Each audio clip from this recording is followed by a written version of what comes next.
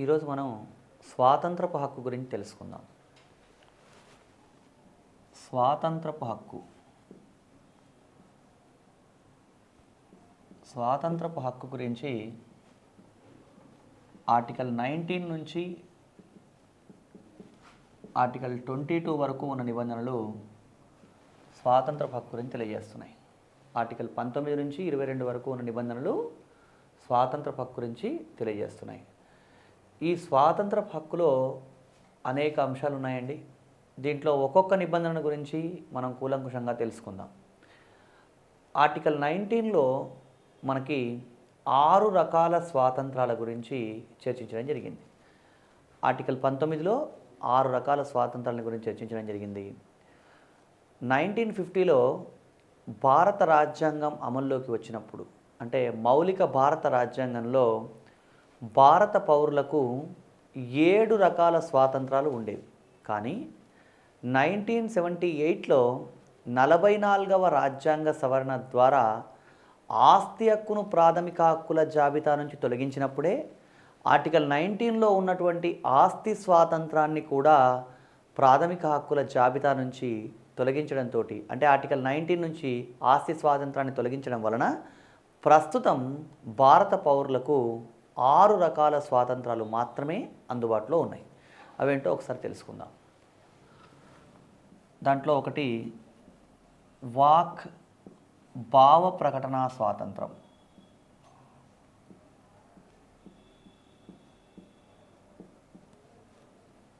Walk భావ ప్రకటన స్వాతంత్రం.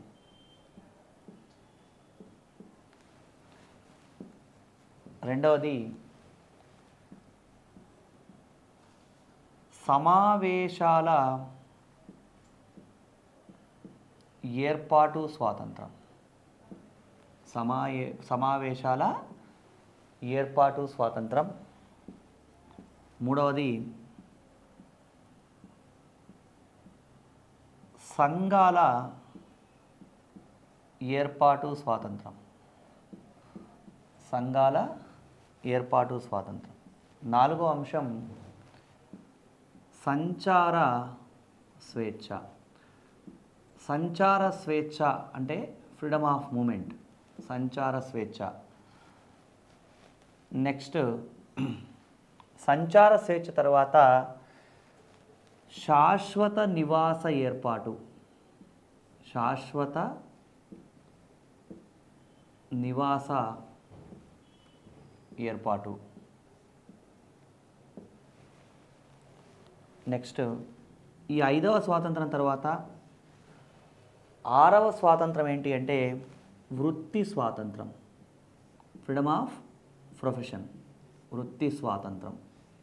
వృత్తి స్వాతంత్రం గురించి ఇవి భారత పౌరులకు లభిస్తున్నటువంటి 6 రకాల స్వాతంత్రాలండి. ఈ స్వాతంత్రాలన్నీ కూడా వ్యక్తి చాలా అంటే తనకు వీలైనంత కంఫర్టబుల్గా ఈ దేశంలో బతకడానికి అవకాశం కల్పించాలనే ఉద్దేశంతో రాజ్యాంగం ఈ 6 రకాల స్వాతంత్రాలని ఆర్టికల్ 19లో కల్పించడం జరిగింది. దీంట్లో ఒక్కొక్క అంశం గురించి మళ్ళీ కూలంకుషంగా చర్చించాలి. దీంట్లో మొదటి స్వాతంత్రం ఏంటి 6 రకాల స్వాతంత్రాల్లో అంటే వాక్ భావ ప్రకటన స్వాతంత్రం. ఈ వాక్ భావ ప్రకటన స్వాతంత్రం గురించి రాజ్యాంగంలో ఆర్టికల్ 19(1)(a) అనే నిబంధనలో చర్చించడం జరిగింది. ఆర్టికల్ 19(1)(a)లో వాక్ భావ ప్రకటన స్వాతంత్రం గురించి చర్చించడం జరిగిందండి.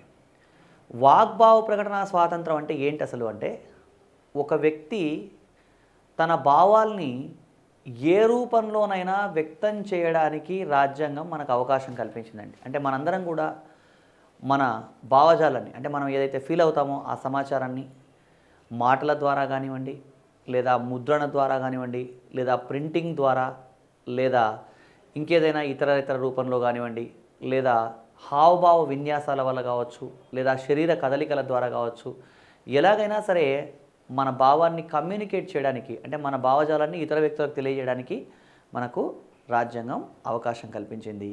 ఆ అవకాశంలో భాగంగానే మనకి వాగ్భావ ప్రకటన స్వాతంత్రం అనే అంశం ఆర్టికల్ 19(1)(a)లో పొందుపరచడం జరిగింది.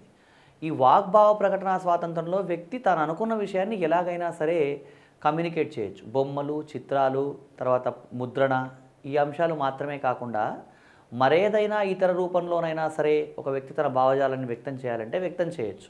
అంటే ఫర్ ఎగ్జాంపుల్ సైగల ద్వారా కూడా ఒక వ్యక్తి తన భావజాలాన్ని ఎదుటి వ్యక్తి కమ్యూనికేట్ చేస్తాడు కొన్ని సందర్భాల్లో. అంటే మరేదైనా ఇతర రూపంలో అంటే ఇంకేదైనా ఇతర రూపంలో ఒక వ్యక్తి తన భావజాలాన్ని వ్యక్తం చేయాలన్నా వ్యక్తం చేయడానికి ఇక్కడ మనకి రాజ్యాంగంలో ఆర్టికల్ 19(1)(a) అవకాశం కల్పించిందండి. ఈ వాగ్భావ ప్రకటన స్వాతంత్రంలో భాగంగానే మనందరికీ అనేక రకాలైనటువంటి హక్కులు ఉన్నాయి. ఆ హక్కులు ఏంటి, ఆ అవకాశాలు ఏంటో అనే అంశానికి సంబంధించి కూడా తెలుసుకుందాం. ఈ హక్కులు అవకాశాలన్నీ కూడా ఏంటి అంటే భిన్న సందర్భాల్లో న్యాయస్థానాలు భిన్నమైన తీర్పులు ఇస్తూ వాగ్భావ ప్రకటనలో అనేకమైన అంశాలు అంతర్భాగం అని చెప్పడం జరిగింది. ఈ వాగ్భావ ప్రకటన స్వాతంత్రంలో భాగంగా వ్యక్తికి ఎలాంటి అవకాశాలు ఉన్నాయి అంటే అంటే సమాజంలో ఉండే వ్యక్తులందరూ కూడా తమ భావజాలాన్నే కాకుండా ఇతరుల భావాల్ని కూడా వ్యక్తం చేయవచ్చు. అంటే ఒక వ్యక్తి తను మాత్రమే కాకుండా మరొక వ్యక్తి తరఫున ఏదైనా మాట్లాడాలి అంటే కూడా మాట్లాడడానికి స్వాతంత్రం ఉందండి. అది కూడా వాగ్భావ ప్రకటన స్వాతంత్రంలో అంతర్భాగమే.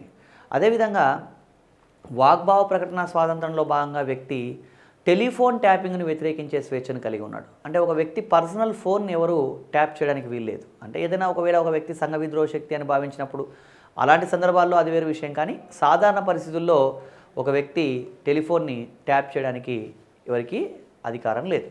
అదేవిధంగా వ్యక్తి వాణిజ్య ప్రకటనల్లో పాల్గొనే హక్కును కూడా కలిగి ఉన్నాడు. వాగ్భావ ప్రకటన స్వాతంత్రంలో భాగంగానే వ్యక్తులందరూ కూడా ఎవరైనా సరే వాణిజ్య ప్రకటనలో పాల్గొనవచ్చు, వాటికి సంబంధించినటువంటి కార్యకలాపాలు చేసుకోవచ్చు. ఇది కూడా వాగ్భావ ప్రకటన స్వాతంత్రంలో అంతర్భాగం.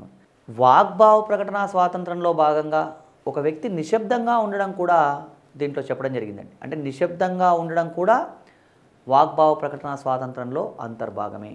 నిశ్శబ్దంగా ఉండడం అనేది ఎలా వాగ్భావ ప్రకటన స్వాతంత్రంలో అంతర్భాగం అవుతుంది? నిశ్శబ్దం అనేది ఒక కమ్యూనికేషన్ అంటే నిశ్శబ్దంగా ఉండడం కూడా ఒక భావ వ్యక్తీకరణే. అంటే నిశ్శబ్దంగా ఉండడం వల్ల ఒక వ్యక్తి కోపాన్ని కానీ, అయిష్టతను కానీ, అసంతృప్తిని కానీ దేనైనా ఒకదాన్ని వ్యక్తం చేయొచ్చు. కాబట్టి నిశ్శబ్దంగా ఉండడం కూడా వాగ్భావ ప్రకటన స్వాతంత్రంలో అంతర్భాగమే.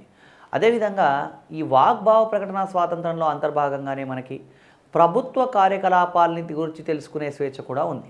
ప్రభుత్వ కార్యకలాపాలని గురించి తెలుసుకునే స్వేచ్ఛ అంటే ప్రభుత్వం ఏం చేస్తోంది, ఏ సందర్భంలో ఎలాంటి నిర్ణయాలు తీసుకుంది, వీటికి సంబంధించి మనం తెలుసుకునే హక్కు మనకు ఉందండి. మనం జాగ్రత్తగా గమనించినట్టయితే ఆర్టికల్ 19(1)(a) అనేది రాజ్యాంగంలోని ప్రాథమిక హక్కుల్లో ఉండడం వల్లనే మనకి 2005 సంవత్సరంలో సమాచార హక్కు చట్టం అనేటువంటి చట్టం తీసుకురావడం జరిగింది. సమాచార హక్కు చట్టం ప్రకారం ఒక వ్యక్తి ఏ సమాచారాన్నైనా ప్రభుత్వానికి సంబంధించినటువంటి ఏ సమాచారాన్నైనా అంటే మినహాయింపులు ఉన్నాయి, అది వేరు విషయం. కానీ ఏ ఇతర సమాచారాన్నైనా సరే తెలుసుకోవడానికి వ్యక్తులకు అవకాశం ఉంది అంటే అది ఆర్టికల్ 19(1)(a). అంటే ఒక రకంగా చెప్పాలంటే ఈరోజు భారత రాజ్యాంగంలో ఉన్నటువంటి ఆర్టికల్ 19(1)(a) అనేది సమాచార హక్కు చట్టానికి కూడా ఆధారభూతమైంది అని మనం చెప్పవచ్చు. ఈ వాగ్భావ ప్రకటన స్వాతంత్రంలో ఇంకా ఏమన్నా ఇతర అంశాలు ఉన్నాయా అంటే ఇప్పుడు మాట్లాడుకున్న అంశాలన్నీ ఉన్నాయండి. ఈ వాగ్భావ ప్రకటన స్వాతంత్రంలో భాగంగా ఒక వ్యక్తి ఏదైనా సమాచారాన్ని ఏ సందర్భంలోనైనా కమ్యూనికేట్ చేయవచ్చు అని మనం తెలుసుకున్నాం. ఇవన్నీ వాగ్భావ ప్రకటన స్వాతంత్రంలో అంతర్భాగాలే. అయితే ఇక్కడ వాగ్భావ ప్రకటన స్వాతంత్రం ఉంది కదా అని వ్యక్తి దాన్ని దుర్వినియోగం చేయకుండా ఉండాలి. కాబట్టి అంటే దాన్ని దుర్వినియోగం చేస్తే ఇతరులకు ఇబ్బంది కలుగుతుంది. అందుకని మనకి ప్రాథమిక హక్కులు ఎంత విస్తారంగా ఉన్నాయో అదేవిధంగా ఈ ప్రాథమిక హక్కులపై కూడా పరిమితులు కూడా ఉన్నాయి.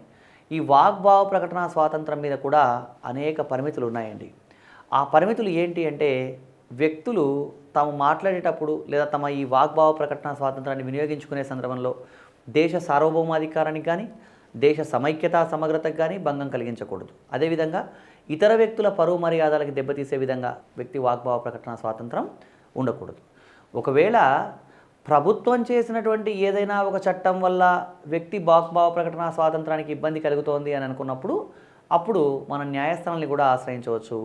ఇటీవలి కాలంలో మనం 66A information technology act IT యాక్ట్కి సంబంధించి 66A అనే విషయం సుప్రీంకోర్టులో సవాల్ చేయడం జరిగింది. ఆ విషయం మీద శ్రియా సింఘాల్ అనే వ్యక్తి ప్రజా ప్రయోజనాల వ్యాజ్యం వేయడం, దానికి సంబంధించి ఆర్టికల్ 66Aను సమంజసం కాదని న్యాయస్థానం చెప్పడం కూడా మనం గమనించాం.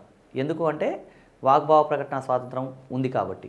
ఇవన్నీ ఆర్టికల్ 19(1)(a)లో ఉన్నటువంటి వాగ్భావ ప్రకటన స్వాతంత్రంలో అంతర్భాగమే. వాగ్భావ ప్రకటన స్వాతంత్రం తర్వాత ఆర్టికల్ 19లో ఉన్నటువంటి రెండవ స్వాతంత్రం ఏంటి అంటే సమావేశాల ఏర్పాటు స్వాతంత్రం.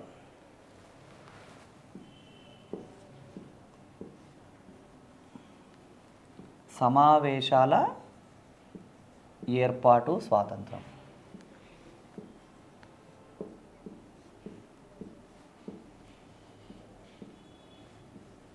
ఈ సమావేశాల ఏర్పాటు స్వాతంత్రం గురించి ఆర్టికల్ 19(1)(b) తెలియజేయడం జరుగుతుంది. సమావేశాల ఏర్పాటు స్వాతంత్రం అంటే ఏంటి అంటే దేశంలోని పౌరులు సమావేశాలు ఏర్పాటు చేసుకోవడానికి స్వాతంత్రాన్ని కలిగి ఉన్నారు.